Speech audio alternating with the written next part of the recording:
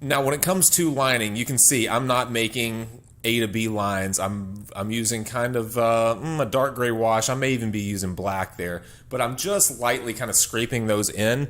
I know that I'm not going to have a lot of great crisp edges down on his fingers, so I'm not wasting a lot of time trying to get those edges. I'm just trying to give myself a permanent stencil from which to work.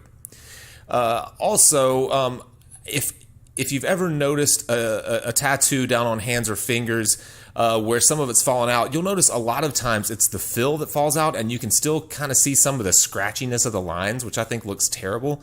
So another thing that I think of when I'm down on knuckles and fingers is I don't really want super solid lines. I want to use abstract shapes, whereas if it starts to fall out, I don't want to be real dependent on the sharp edges.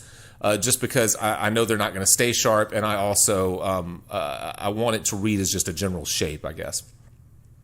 So you can see as we move up his hand that I'm kind of scumbling the line there. As we move up onto his actual hand, where I know it'll hold a little better, I'm a little more deliberate in the lines, kind of scumbling those things in. I know that I want that to be a nice bold edge, and I also know that I don't want to make 4 or 5 passes on it, so I'm kind of trying to give it a decent scumble right there on the front end. Moving up into his eye here, using solid black, trying to get a decent edge there. This tattoo will read as kind of painterly and atmospheric. There's not a lot of real crisp line work or sharp edges.